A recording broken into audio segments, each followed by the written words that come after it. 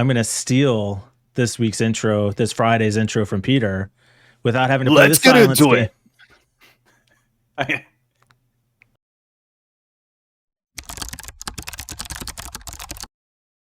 To this Nope. week's. I gave you a false start. I should have had the recording thing up. Recording now. I don't. Okay, we're recording now. Mike's already giving us one full start. I don't know if he was actually recording just so he's got some blooper reels to share on Discord. Before we start, we want to say thank you to all our subscribers. And if you haven't subscribed, we really appreciate it. If you want to click subscribe, click the like button, and it really helps us out. So today we have the. Yes, absolutely. We have some fun news from the world of AI. First up in our weekly roundup of. Also, yeah, another thing. Someone pointed out quite sensibly in the comments that when we call it the weekly AI roundup, it sounds like it's actually generated by AI, but it's not. It's just news about AI. So yeah, maybe it'd be more interesting if it were. Yeah, maybe. We should consider that. Should we train our own model to scour the web for AI articles? I think maybe we could get, like, I don't know, more views or something.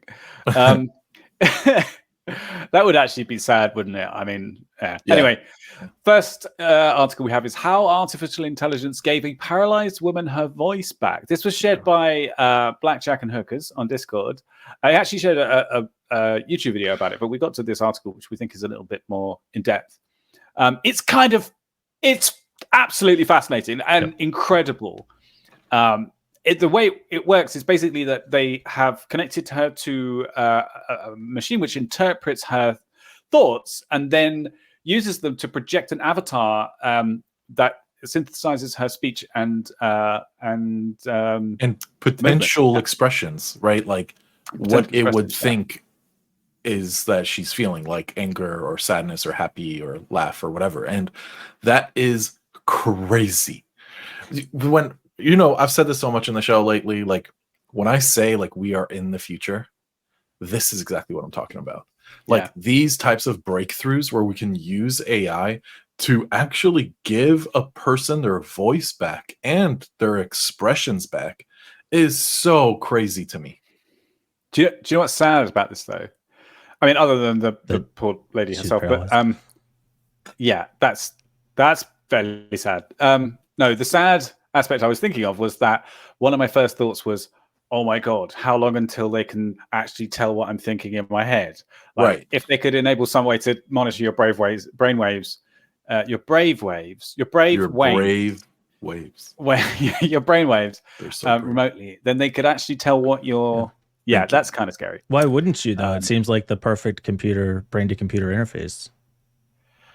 Because it is actually, there's been some privacy articles on this. This is the last barrier of our privacy, is our thoughts.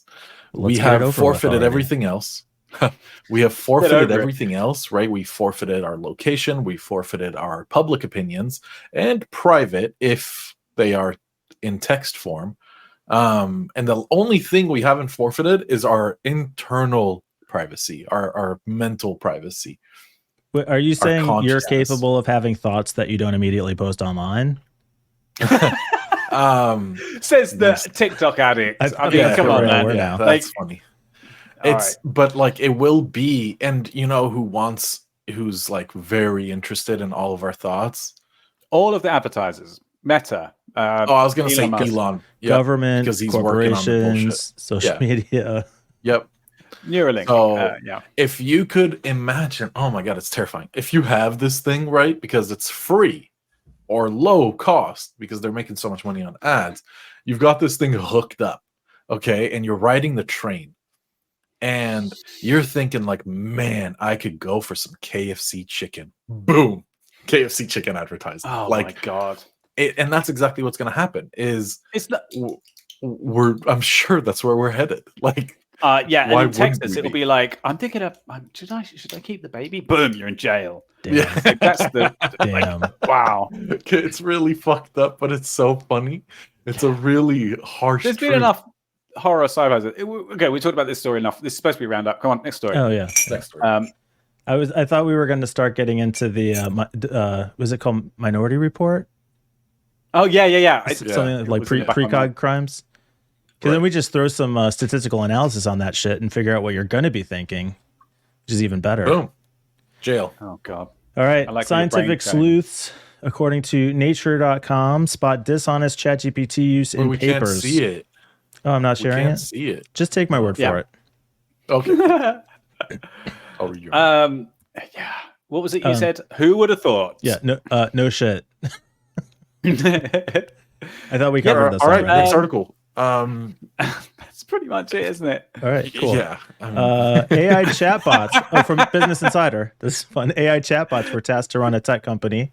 They built software in under 7 minutes for less than $1. The end of business as we know it.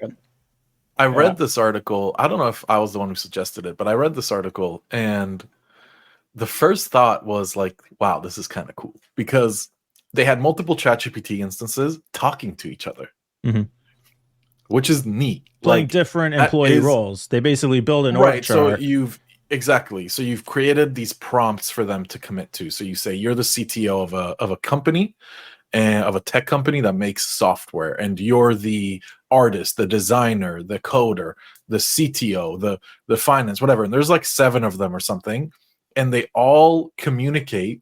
So you'd have to create like some sort of central hub on a machine, and then have multiple instances of ChatGPT, like API calls, like talking to one another, sending and receiving prompts. And so Insider, I feel like Business Insider is just like the king of not representing what's happening in their titles, because they're like, for less than $1, and it's like, okay, no, that's how much money did it cost to run these instances on OpenAI side? Like probably hundreds of dollars. In a minute. Create the prompts. What resources were?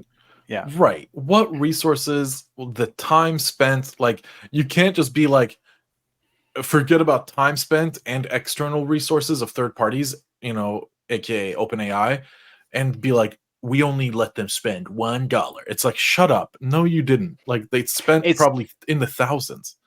It's like people who say that you can write a whole, web framework in one line of Perl, but it's because that one line of Perl loads like 3 frameworks. Yeah, exactly. Yeah, exactly. No. So it was interesting. They said the software that they developed was 86.66% accurate, but still required some human intervention. How did they come up with these numbers? The AI calculated it for itself. That's actually so good. I thought it was interesting though, because in a way it's the perfect organization, because you're creating robots to fill each role. So you're not going to have like interpersonal conflict. You're not going to have hurt feelings. You're not going to have egos. But at the same time, you're not going to have any innovation whatsoever, because all ChatGPT can do is what it was trained to do before. Right. Okay, so I have a question about this. Right, I would fully expect this to head off into Dreamworld at some point. I would have expected some kind of weird tangent to happen, like it will throw out some random thing, like some interaction, and then it will just go bonkers from that. Like between the bots. Yeah. Well, because they've been prompted, Peter, to stay on task, they'll keep each other on task. Okay, I mean, that's what I would have expected, though. Yeah. That's what happens in normal organizations. That too, is what right? happens. Like somebody has an idea, and everybody else says, "No, boil in the water, frog." Yeah, like Twitter, getting renamed to X. That was just it's because nobody else is. Elon. I can already see what happened. Elon got an email that X, the domain, is coming up for renewal, and he's like, "Wait, my god, it cost me $35. Idea." The best idea ever. And like, honestly, now I want to go see the renewal rate for that domain. Like, I want to see when it was renewed. And that would be funny. Like, see if we're actually if it was right a lot. That would be hilarious. Yeah. So talking of resources used to create ChatGPT's things, what you were just saying. Artificial intelligence technology behind ChatGPT was built in Iowa with a lot of water, from AP News. Yep. This is interesting. I think it was Mike suggested this one, didn't you? I don't know. This is yeah. Do we like it? Did. I'll take credit. Yeah. Let's say we do. But what were the numbers in this article? Big numbers. They talked about how water usage increased by 34% at Microsoft in 2021 to 2022. So they're using annually 1.7 billion gallons of water for cooling, 2,500 Olympic-sized swimming pools. Yep, just for cooling. GPT gulps 500 milliliters of water for every time you ask, for every 5 to 50 prompts. And this isn't a new problem. Data centers use tons of water for cooling, and that's why you see projects from time to time about like submersible data centers, and people are trying to use ocean water for cooling, and people will build data centers close to bodies of water for this exact reason. Yep. If you can, right. So I think one of the most underutilized resources we have on the planet is our ocean, right? Because as we heat up our planet, because we're bad, we are bad residents, and we heat up the planet, more water, okay? Just more water. That's what's going to happen. So if we can figure out a way to use and maybe offset even by a fraction the rising tide, very good.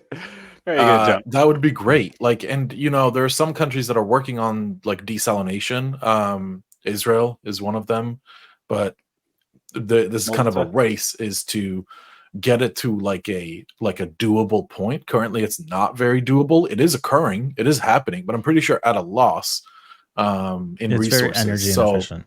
But if what you need inefficient. If what you need for desalination is heat, and these data centers have heat and need water, it seems like a match made in heaven. Exactly. I think we just solved the issue. Honestly, I'm calling a bill. Excellent. I'm calling a bill. Yeah. That's Bill Gates, by the way. I have him on speed dial.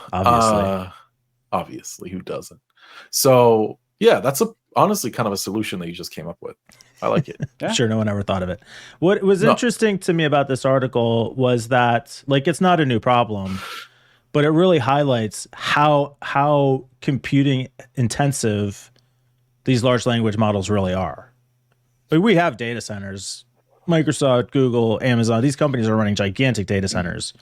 But this technology alone is using huge amounts of capacity. Yeah. It's not, I mean, the same things were said about crypto and any kind of boom in something that uses data centers has the same kind of effect. But yeah, the latest one is AI. It's interesting, but I think it's ultimately down to the fact that we just want more tech in our lives, really. Yeah. Right. Whenever there's something successful in tech, it's going to cause us to use more energy and use more resources and stuff, which is kind of, I don't know. Well, luckily, maybe we should down space or something. Luckily, quantum computing and cold fusion are both right around the corner. Yes. Around the corner. Any day now, we'll have them in our garage, just powering our homes. It'll be the nuclear age all over again. It's going to be sick. 100%. That wasn't a very good age, so maybe we should not quite replicate Stop it. Focusing on the downsides, Peter. Yeah, okay? Jeez. Just because some dude's house had a fucking micro nuke go off doesn't mean anything, Peter. And I know that's not what would actually happen because it's super stable. Yeah. My favorite story of this week was the brain synthesis stuff. So yeah, I'm gonna go back and read that more carefully. All right, so like and subscribe to the channel, and we will see you Monday.